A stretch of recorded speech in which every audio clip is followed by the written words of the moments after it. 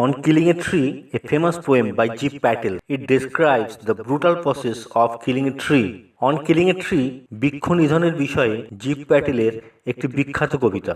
It unfolds the ugliness and violence of the process of killing a tree. কবিতাটি একটি গাছকে হত্যা করার নিষ্ঠুর পদ্ধতি বর্ণনা করে আর এই পদ্ধতির বীভৎসতা ও নিষ্ঠুরতার ক্রমশ উন্মোচন ঘটায়। The poem presents a graphic picture of the murderous method. কবিতাটি প্রাণঘাতী পদ্ধতিটির জীবন্ত চিত্র উপস্থাপিত করে।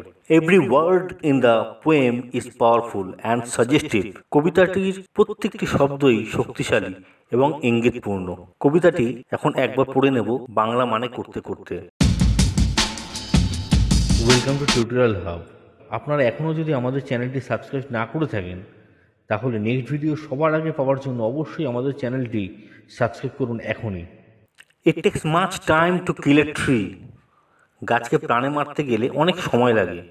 Not a simple jab of the knife, ছুরির সামান্য আঘাতে।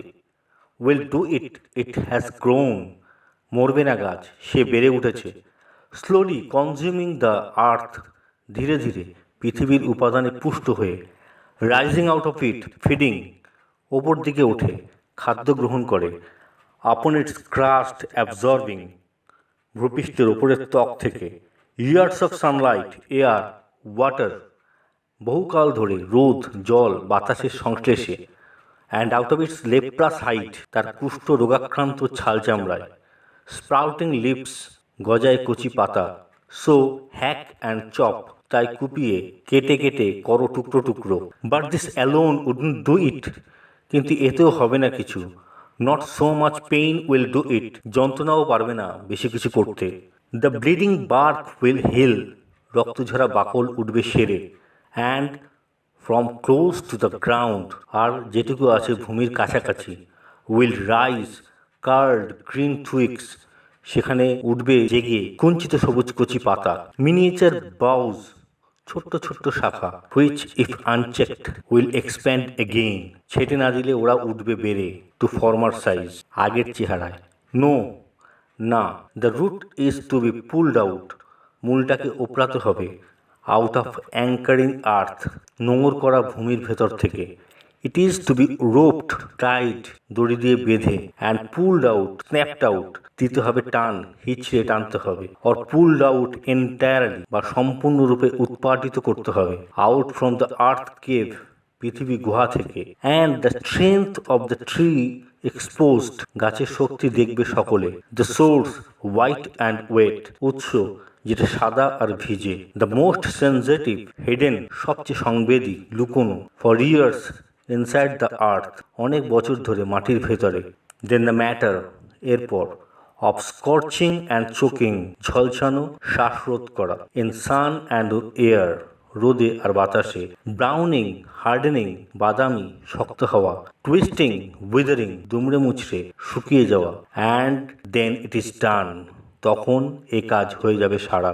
কবিতাটি হচ্ছে ডিফরেস্টেশনের ওপরে। কবি যেহেতু ডাক্তার ছিলেন তাই উনি ম্যাক্সিমাম জিনিস মানুষের সঙ্গে তুলনা করেছেন। মানুষের body, skin.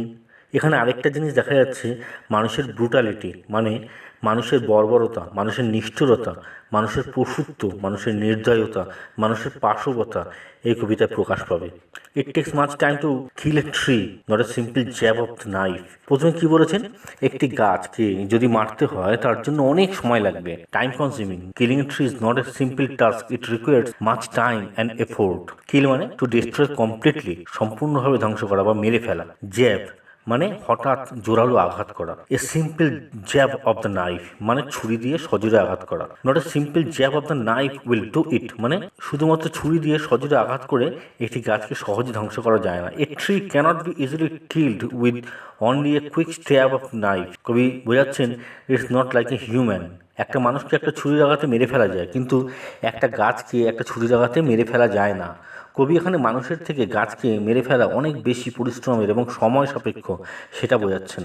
Next line, will do it, it has grown slowly consuming the earth. It has grown মানে গাছটি বড় হয়েছে। The tree has developed in size slowly, gradually মানে ধীরে ধীরে, ক্রমান্বয়ে। কনজিউমিং দ্য আর্থ মানে পৃথিবী থেকে উপাদান গ্রহণ করা, মানে পৃথিবী থেকে পুষ্টিকর বা জীবনদায়ী উপাদান গ্রহণ করা। পৃথিবী থেকে সবকিছু গ্রহণ করে গাছটি ধীরে ধীরে বড় হয়। It has grown slowly consuming the earth. The tree grows slowly by taking everything from the earth. It grows by consuming the earth's nutrients. Nature nourishes a tree and it becomes deep rooted. গাছের যে পুষ্টি দরকার বা nourishment দরকার, সেই পুষ্টি গাছকে পৃথিবী সাপ্লাই করছে। বীজ থেকে যখন একটি চারা বেরোয়, পৃথিবী থেকে নারিশমেন্ট নিয়ে অনেক চেষ্টা করে এটি শক্ত মাটিকে ভেদ করে চারাটি উপরে ওঠে, তারপর একটা পূর্ণ রূপ নেয়। এটা অনেক সময় সাপেক্ষ, তাই এই প্রসেসকে স্লো প্রসেস বলছেন কবি। Rising out of it, feeding upon its crust, absorbing years of sunlight, air, water. Rising মানে মুভিং আপওয়ার্ড, ওপরের দিকে ওঠা। ক্রাস্ট মানে জমির ওপরে যে শক্ত ত্বক থাকে তাকে বলা হচ্ছে। Rising out of it, the tree after germination starts growing upward, মানে অঙ্কুরোদ্গমের পরেই গাছ ঊর্ধ্বমুখী হয়ে ওঠে, ঊর্ধ্বমুখী হয়ে বেড়ে ওঠে।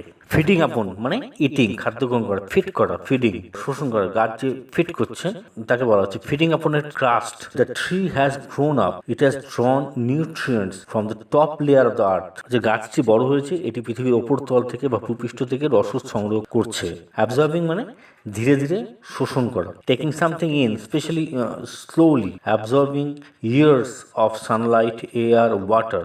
বছরের পর বছর ধরে সূর্যালোক, বাতাস ও জল গ্রহণ করে। Taking in Sunlight, air and water for years. তারপর উপরে উঠে আমরা জানি গাছের খাদ্য কি? সূর্যালোক, বাতাস, জল এবং বিভিন্ন খনিজ পদার্থ মাটি থেকে শোষণ করে তারপর গাছটি আস্তে আস্তে বেড়ে ওঠে। কবি এখানে সেটাই বোঝাচ্ছেন যে গাছটি অনেক কষ্ট করে বড় হয়, সেজন্য গাছকে একটা ছুরির আঘাতে কখনো মেরে ফেলা যায় না। And out of its leprous hide sprouting leaves, মানে লেপ্রাস মানে কুষ্ঠ রোগগ্রস্ত, মানে কুষ্ঠ রোগগ্রস্ত এই শব্দটি ব্যবহার করে কবি বিবর্ণ, খসখসে এবং দাগযুক্ত কুষ্ঠ রোগে আক্রান্ত ত্বকের সাথে গাছের ছালকে তুলনা করেছেন। হাইড মানে স্কিন বার্ক মানে চামড়া, গাছের ছাল। স্প্রাউটিং মানে গজানো, উদ্গত হওয়া। এখানে কবি বলছেন গাছের ছালকে অনেক কুৎসিত দেখতে হলেও এখান থেকে স্প্রাউটিং লিপস মানে ওখান থেকে কিন্তু নতুন পাতা গজায়। এবার আমরা সেকেন্ড স্ট্যান্ডাতে যাব। So hack and chop, but this alone wouldn't do it, not so much pain will do it. So মানে পরবর্তী ধাপ বোঝাতে এই কথাটি ব্যবহৃত হয়েছে। So use to indicate the next step. So hack মানে কুপিয়ে কাটা, cut with heavy blow. Chop মানে কেটে টুকরো টুকরো করা, cut to piece. So hack and chop. As a simple stroke with a knife wouldn't kill a tree. যেহেতু ছুরি সামান্য আঘাতে গাছকে মেরে ফেলতে পারবে না, তাই গাছকে ভীষণ জোরালো আঘাত করে কেটে টুকরো টুকরো করতে হবে। So it is to be cut into pieces with heavy blows. Not so much pain will do it. মানে বারবার আঘাত এবং কোপ গাছকে যন্ত্রণা দেয় কিন্তু তাকে মেরে ফেলতে পারে না। Chopping and hacking will keep pain but will not kill the tree. কবি এখানে বারবার বোঝাচ্ছেন যতই তুমি গাছকে কষ্ট দাও, গাছটিকে মেরে ফেলার চেষ্টা করো, কিন্তু সহজে মেরে ফেলা যায় না। The bleeding bark will heal and from close to the ground will rise card green twigs. The bleeding bark will heal, রক্ত ঝরা বাকল উঠবে সেরে। Bleeding losing blood specially from a wounded or injury. ক্ষতস্থান থেকে রক্ত ঝরা, এখানে টুকরো টুকরো করে মানে কাটা গাছের ক্ষতস্থান থেকে রসের যে নিঃসরণ এটাকে বোঝানো হচ্ছে। গাছ কাটলে রসের মতো যে বের হয়, কবি সেই রসের সঙ্গে রক্তের তুলনা করেছেন। তুমি যদি গাছকে কুচি কুচি করে কেটে ফেলো তাও কিন্তু কিছুদিন পর ঠিক হয়ে যাবে, গাছটি সুস্থ হয়ে যাবে, গাছটি আবার আগের মতো স্বাভাবিক হয়ে যাবে। Bleeding bark, the broken bark of a chop tree মানে কেটে ফেলা গাছের যে ছাল। ব্লিডিং বার্ক, হিল মানে স্বাভাবিক হয়ে ওঠা, সেরে ওঠা। Become normal again, be cure. And from close to the ground, আর যেটুকু আছে ভূমির কাছাকাছি। উইল রাইজ মানে উইল গ্রো। স্প্রাউট মানে গজাবে। কার্ল মানে কার্ভ শেপড, কুচকানো, কুঞ্চিত। টুইক্স মানে কচি পাতা। স্মল মানে ভেরি থিন ব্রাঞ্চেস। টুইক্স বড় বড় ব্রাঞ্চের থেকে যে ছোট ছোট কচি কচি পাতা বেরোয় সেটাকে টুইক বলছে। আচ্ছা, মিনিয়েচার বোউজ মানে ছোট্ট ছোট্ট শাখা। মিনিয়েচার মানে ভেরি স্মল মানে ছোট থেকে ছোট, খুব ছোট, খুবই ছোট, স্বাভাবিকের থেকে অনেক ক্ষুদ্র ক্ষুদ্র মানে ছোট মিনিয়েচার বলছে। মিনিয়েচার বোউজ মানে গাছের শাখাকে বলছে। বোউজ মানে হচ্ছে branches of a tree which if unchecked will expand again. ছেটে না দিলে ওরা উঠবে বেড়ে। If unchecked, if twigs the rises out and remaining part of chopped tree cannot be controlled, যদি তুমি না কেটে ফেলো তাহলে কিন্তু ওটা ওখান থেকে আবার কুচি কুচি পাতাগুলো আবার কিন্তু জেগে উঠবে। টু ফর্মার সাইজ মানে আগের চেহারায়, মানে টু ফর্মার সাইজ মানে গাছটা কিন্তু আগে যেমন ছিল সেই রকমভাবে বেড়ে উঠবে। এবার আমরা স্ট্যান্ডার্ড 3-তে যাচ্ছি। নো, না, the root is to be pulled out, মূলটাকে ওপরাতে হবে। Out of the anchoring earth, নোংর করা ভূমির ভেতর থেকে। তো নো মানে a very powerful single word. It means that even such violent step like hacking and chopping and cannot be killed a tree is completely. এর সরল অর্থ হচ্ছে তীব্র আঘাতে কেটে টুকরো টুকরো ফেলার মতো ভয়ঙ্কর পদক্ষেপও কিন্তু গাছকে সম্পূর্ণভাবে ধ্বংস করতে পারে না। এটা এটা সেই না, সেটা বোঝাতে না পারবে না, সেই না বোঝানোর জন্য নো কথাটি ইউজ করেছে।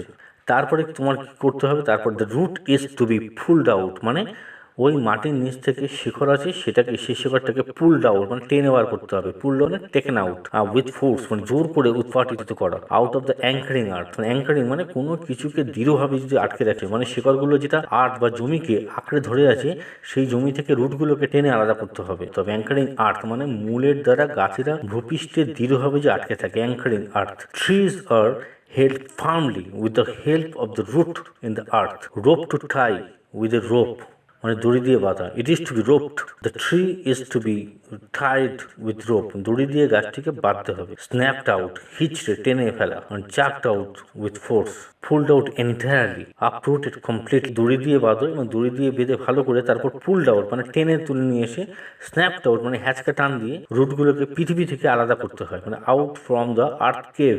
আর্থ কেভ মানে যদি একটি গাছকে উৎপাদন করা যায় সেখানে একটা গুহার মতো ফাঁকা স্থান দেখা যায় এবং প্রকৃতপক্ষে শিকড়গুলো ওই স্থানটি পূর্ণ করে রেখেছিল। এখানে পৃথিবী গুহা বলতে এখানে বলা হচ্ছে ভূত্বকের অভ্যন্তরে সেই গুহার মতো স্থানটিকে বোঝানো হয়েছে যেখানে গাছের শিকড় বিস্তার লাভ করে, গাছটিকে সুদৃঢ়ভাবে ধরে রাখে। If a tree uprooted, a cave-like hollow space is found there. The roots actually fill the hollow. The expansion earth cave refers to the space inside the earth where the roots grow to firmly hold the tree. And the strength of the tree exposed, গাছের শক্তি দেখবে সকলে। The source white and wet, উৎস যেটা সাদা আর ভিজে। The most sensitive hidden, সবচেয়ে সংবেদী লুকোনো। For years inside the earth, অনেক বছর ধরে মাটির ভেতরে। Strength source of the firmness of the tree, মানে গাছের দৃঢ়তার উৎস, গাছের শক্তি। এইবার যখন রুটসগুলো বাইরে চলে আসবে, একটা গাছের স্ট্রেংথ কোথায় লুকিয়ে আছে, that is the main strength for the tree, তার পাতাতে কিন্তু লুকিয়ে নেই। It is not in their leaves, it is not in their branches, শাখা পোশাকের মধ্যে কিন্তু স্ট্রেংথটা লুকিয়ে নেই। তাহলে the main strength of a tree is its roots. The source white and wet, উৎস যেটা সাদা আর ভেজে। মাটি থেকে শেকড় বাকড় নিয়ে গাছটি তুলতে যাওয়ার সময় গাছটির স্ট্রেংথ এক্সপোজড হলো। এক্সপোজ মানে রিভিলড মানে শোড, প্রকাশ হলো। Now you can actually kill the tree, তুমি যখন গাছটিকে শেকড় বাকড় নিয়ে মাটি থেকে বের করলে তখন স্ট্রেংথ এক্সপোজড হলো। সোর্স, এখানে গাছটির শিকড়কে বোঝানো হয়েছে সোর্স। সোর্স মানে উৎস, এই শিকড়কেই সোর্স বলা হয়েছে। হোয়াইট অ্যান্ড ওয়েট মানে সাদা আর ভেজে। গাছের যখন শিকড়গুলো কাটা হয়, হোয়াইট মানে সাদা অ্যান্ড ওয়েট মানে ভিজে ভিজে ভাব, সেটাকে বলা হয়েছে। শিকড়কে সাদা কারণ হচ্ছে সূর্যের আলো পায় না শিকড়, যেহেতু মাটির ভেতরে থাকে, এবং ভিজে হয় কারণ এটি ভূত্বকের অভ্যন্তরে স্যাঁতসেঁতে অংশের সংস্পর্শে রয়েছে। দ্য মোস্ট সেনজিটিভ হিডেন মানে সবচেয়ে সংবেদী এবং লুকোনো। For years inside the earth, অনেক বছর ধরে মাটির ভেতরে। সেনজিটিভ মানে অনুভূতিপ্রবণ, হিডেন মানে কনসিল্ড, ইনভিজিবল মানে লুকোনো, অদৃশ্য। The most sensitive hidden for the years inside the earth, কবির মতে মূল হলো গাছের সব থেকে অনুভূতিপ্রবণ অংশ। According to the poet, the root is the most sensitive part of a tree. It remains invisible to all as it grows under the earth. ভূ অভ্যন্তরে মানে ভূমির ভেতরে এটি বিকশিত হয়, সকলের দৃষ্টির অগোচর থাকে, সেখানে হেডিং কথাটা ইউজ হয়েছে। তো আমরা এবার নেক্সট স্ট্যান্ডার্ডে চলে যাই। যখন তুমি শেকড়কে বাইরে বের করে নিয়ে আসবে তখন কিন্তু গাছ গাছটা দুর্বল হয়ে পড়বে, দেন ইট ইজ সারেন্ডার, এটা কিন্তু সারেন্ডার করে দেবে তোমার কাছে, আর গাছটির কিচ্ছু করার নেই। এবার গাছটি সারেন্ডার করে দেবে। Then the matter of scorching and choking in sun and air, browning, hardening, twisting, withering, and then it is done. তারপর যে শেকড়গুলো আছে সেটাকে সূর্যের মধ্যে ফেলে রাখো, স্কর্চিং সূর্যের প্রখর তাপে, চোকিং মানে শ্বাসরোধ করা, চোকিং বাতাসে ফেলে রাখো, এবং রুটসগুলো ব্রাউন হয়ে যাবে, বাদামি হয়ে যাবে। ব্রাউনিং মানে বাদামি করে তোলা, মানে মেকিং ব্রাউন। স্কর্চিং মানে বার্নিং, পোড়ানো। চোকিং মানে শ্বাসরোধ করা, making unable to breathe, that drying up of the tree after being uprooted, উৎখাতের পর গাছটি শুকিয়ে ফেলা হচ্ছে। টুইস্টিং মানে বেঁকে চুড়ে আসল আকৃতি পরিবর্তিত হয়ে দুমড়ে মুচড়ে যাওয়াটাকে টুইস্টিং বলছে। Bent out of original shape, মানে অরিজিনাল শেপের থেকে পুরো আকৃতি পরিবর্তিত হয়ে যাচ্ছে, সেটাকে টুইস্ট বলছে। হার্ডেনিং মানে মানে শক্ত করে তোলা, হার্ডেনিং করা। মেক হার্ড, এখানে টুইস্টিং কথাটা দিয়ে গাছের যন্ত্রণাটাকে ফিল করতে পারি আমরা। How much pain the tree is feeling, মানুষ যেমন যন্ত্রণার সময় এঁকে বেঁকে যায়, তেমনি গাছটা প্রচন্ড যন্ত্রণা অনুভব করে একইভাবে এঁকে বেঁকে যায়। এখানে মানুষের ব্রুটালিটির কথা কবি আরেকবার প্রকাশ করেছে। উইদারিং মানে শুকিয়ে যাওয়া, ড্রাইং আপ, তার ফলে গাছটি সম্পূর্ণরূপে মারা যাচ্ছে। অ্যান্ড দেন ইট ইজ ডান, মানুষের মিশন সাকসেসফুল হলো, গাছটি এখন সম্পূর্ণরূপে মারা গেল।